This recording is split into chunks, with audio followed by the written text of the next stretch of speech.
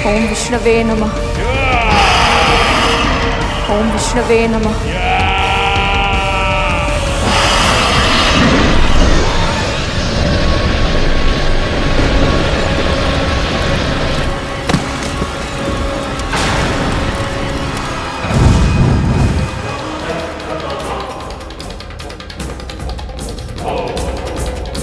आशा कीजिए कि आपका पुत्र भी हमारी मां की रक्षा और उनका सम्मान ऐसा ही कर रहा हो।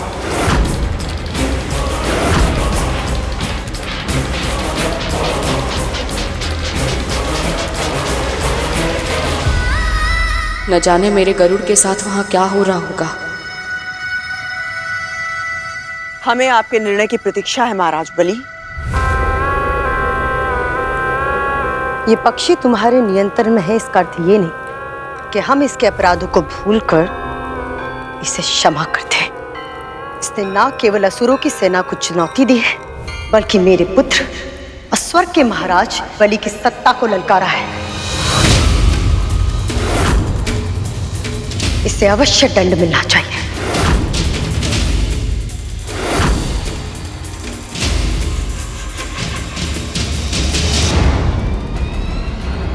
पर एक उपाय है।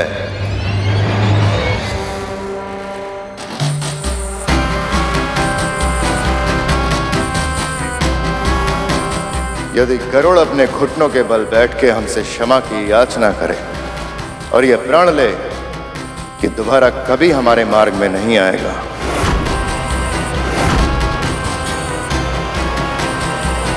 तो शायद हम उसे क्षमादान देने के बारे में विचार कर सकते हैं।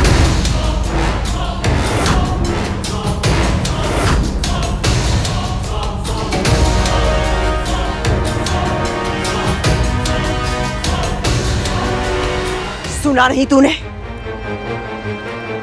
घुटने के बल बैठ और क्षमा मांग।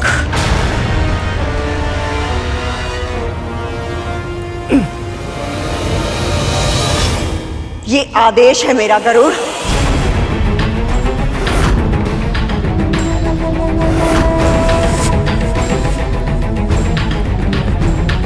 क्या हुआ? तुम्हारी माँ और नाग भाई अभी भी युद्ध स्थल में है। क्या तुम उनकी और अपनी रक्षा नहीं करना चाहते?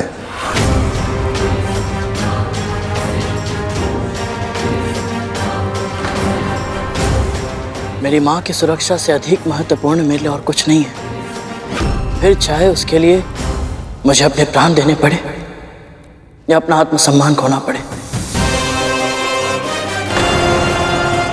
किंतु महाराज, मेरी माँ ने मुझे सिखाया है कि किसी भी त्वरित लाभ के लिए या केवल वाद विवाद को समाप्त करने के लिए क्षमा मांगना उचित नहीं।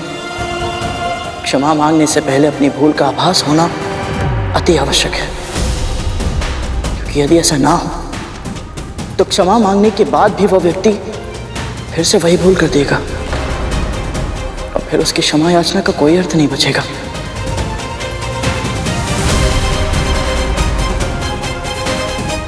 और यह सत्य है महाराज, अदिति मां की रक्षा करने के निर्णय को मैं अनुचित नहीं समझता। यदि आवश्यकता हो तो मैं फिर से करूंगा, सहर्ष करूंगा।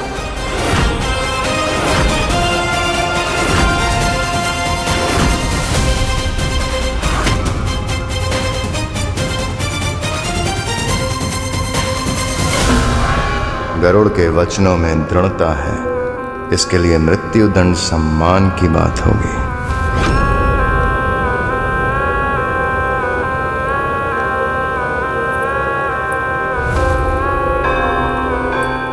पुत्र, अब किस बात की प्रतीक्षा है?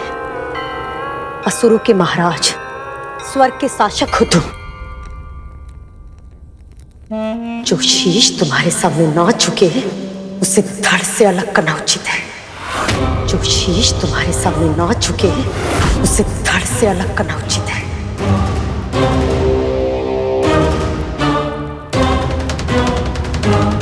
दास होकर भी इतना अभिमान। तेरे लिए मैंने अपने और अपने पुत्रों के प्राणों को संकट में डाला है, एक विनीत भाव से क्षमा भी नहीं मांग सकता?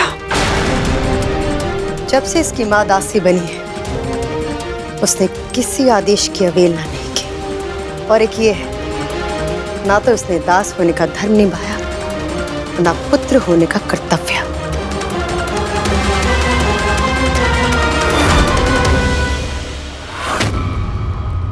महाराज के आदेश का उल्लंघन करके तूने अपनी मृत्यु को आमंत्रण दिया है।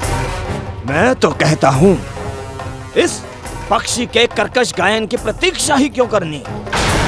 मैं अभी यमदूत से इसका साक्षात्कार करवाता हूं।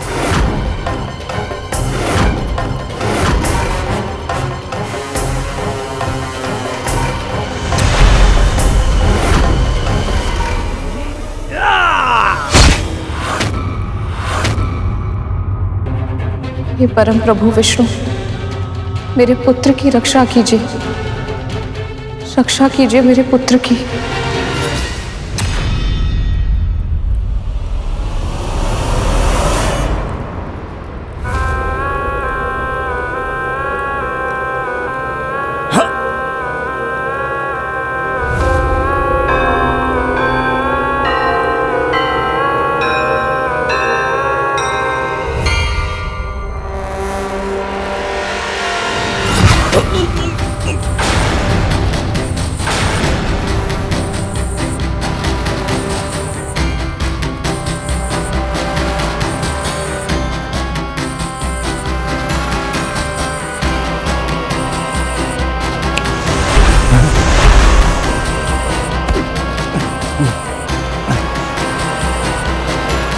मृत्यु केवल शारीरिक हिंसा से नहीं होती राहु।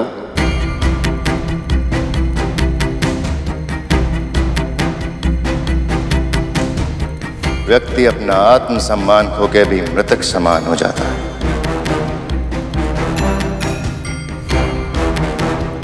यदि गरुड़ एक बार क्षमा नहीं मांग सकता तो उसे सहस्त्र बार झुकना होगा। पूरी प्रजा के सामने से 1,008 बार करबद्ध प्रणाम करके हमारे महाबलीपुरम की प्रदक्षिणा करनी होगी।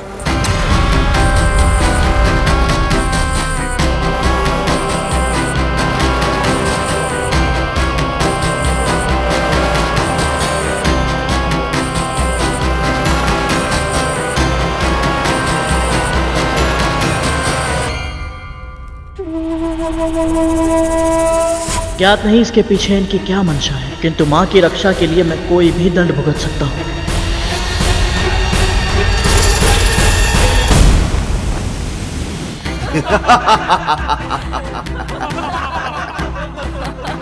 सुना है ये बहुत ही शक्तिशाली पक्षी है। वज्रांग की पूरी सेना को अकेले ही हरा दिया था इसने। तुमने सही कहा मित्र, पर हमारे महाराज बलि के सामने बड़े से बड़े योद्धा नतमस्तक हो जाते हैं। तभी तो आज ये पक्षी भूमि पर लौटकर अपने अपराध की क्षमा मांगेगा। सही कहा मित्र।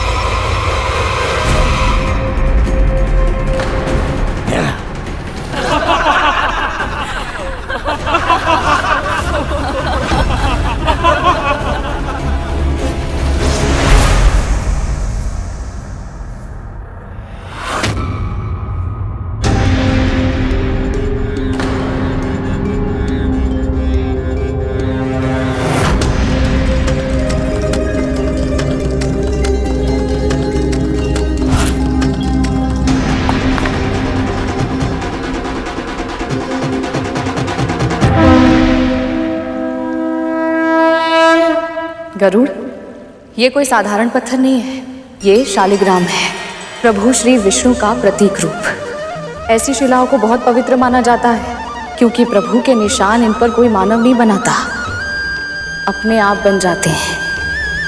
समय के साथ प्रभु की कृपा से। शालिग्राम अनेक तरह के होते हैं जिन्हें उनके आकार, रंग और चक्र, मुख, वनमाला आदि निशानों के आधार पर पहचाना जा सकता है। यदि तुझे कभी कोई ऐसी शिला मिले तो उसे साक्षात प्रभु श्री विष्णु का आशीर्वाद समझना, उसका आदर करना।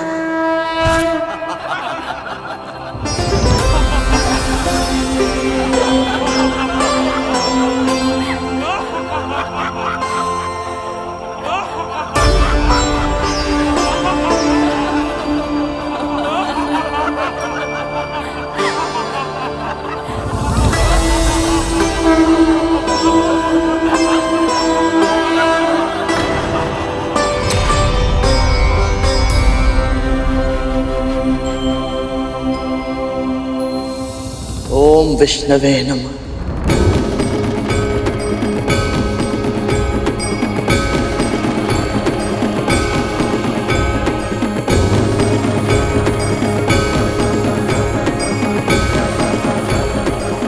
ओम विष्णवे नमः। ओम विष्णवे नमः। ओम विष्णवे नमः। ओम विष्णवे नमः। ओम विष्णवे नमः। ओम विष्णवे नमः। ओम विष्णवे नमः। ओम विष्णवे नमः।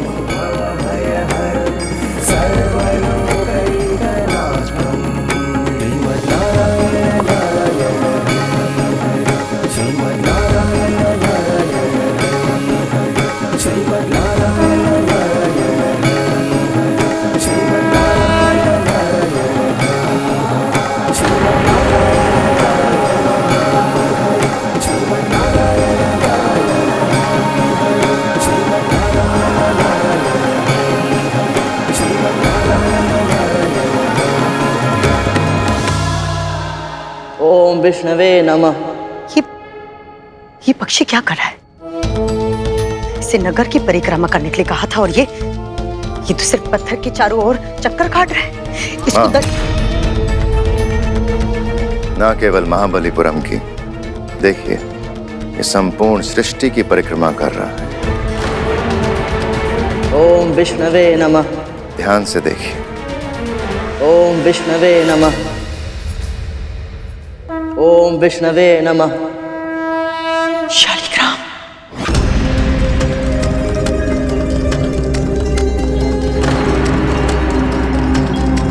ओम विष्णवे नमः।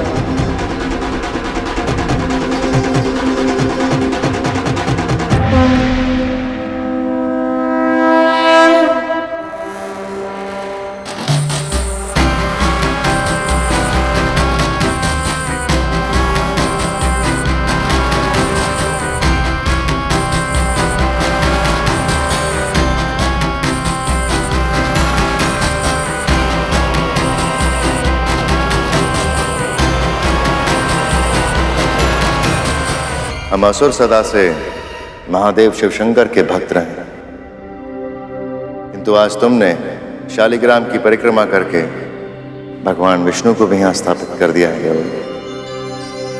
आज से महाबलीपुरम में भगवान विष्णु की भी भक्ति होगी।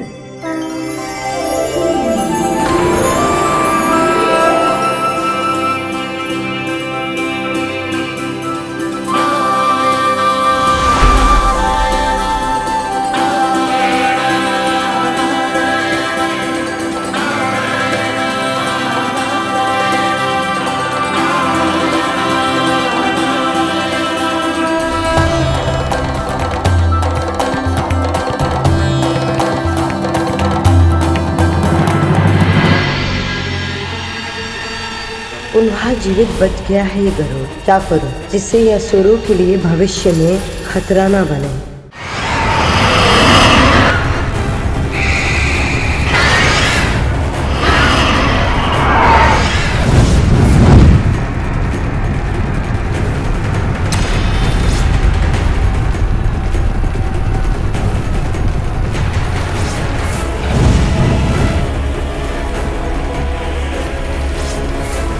बच क्या रहा हो, किंतु भैया अचानक से ये सब लुप्त कैसे हो गए?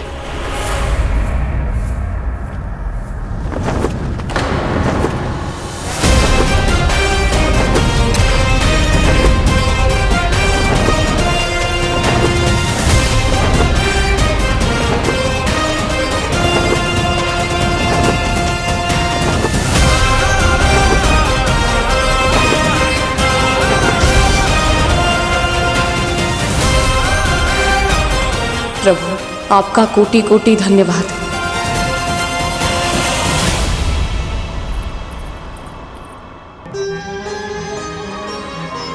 माँ, माँ,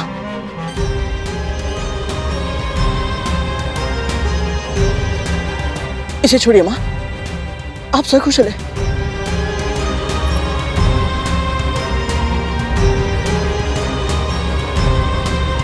तुम ठीक हो ना?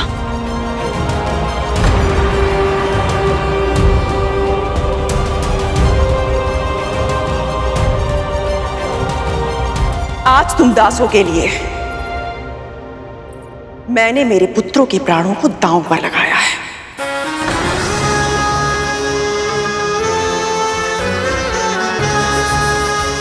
हमें आभास है महारानी, इसके लिए हम दोनों सदैव आपके ऋणी रहेंगे। कुछ सीख अपनी मां से। ये होता है अच्छे दास का व्यवहार।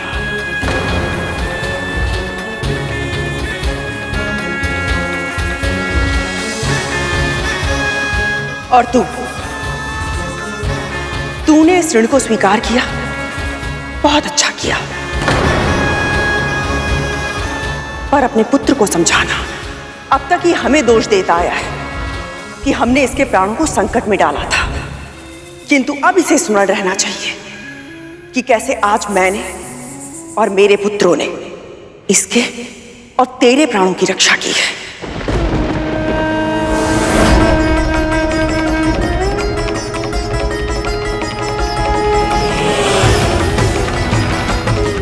महारानी, मैं सच्चे हृदय से आप सबका आभारी हूं।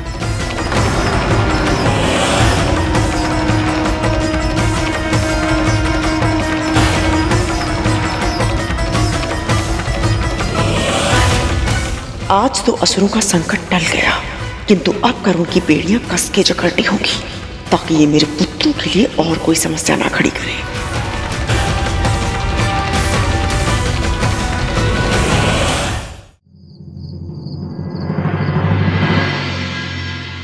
माया भी बहुत ढीठ है।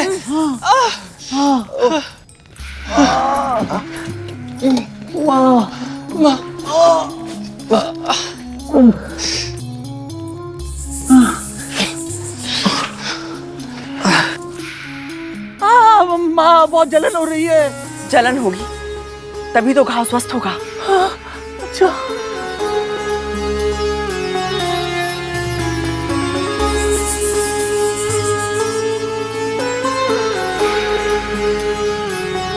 माँ, सत्य कहो, जब आप अचानक से गरुड़ के साथ चली गई तो मैं भी सोच विचार में पड़ गया।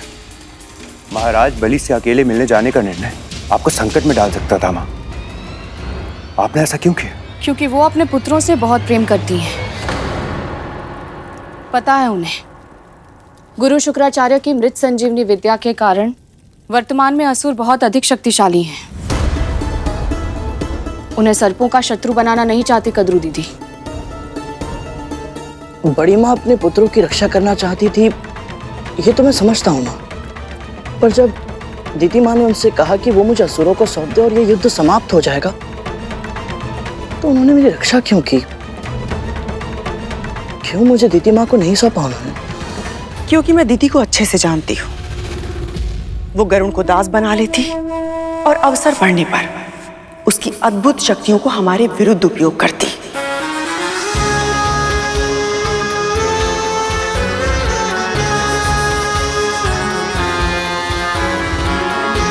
गरुड़ उसके लिए एक अचूक शस्त्र बन जाता और हमारे लिए एक भीषण संकट। गरुड़ को उसे सौंपने से मना करके मैंने न केवल दीदी और उसके पुत्रों को शक्तिशाली होने से रोका है, बल्कि गरुड़ ने उसकी मां पर एक ऐसा उपकार किया है जिसे वो चाहे भी तो जीवन भर नहीं चुका सकते। यदि कद्रू दीदी ने ये सब उपकार मानकर किया है तो उपकार ही सही। मेरे लिए इतना ही पर्याप्त है कि तू सुरक्षित है। उनकी मंशा चाहे जो भी रही हो गरुड़, जब तक तू मेरे साथ है ना, मुझे कोई अंतर नहीं पड़ता।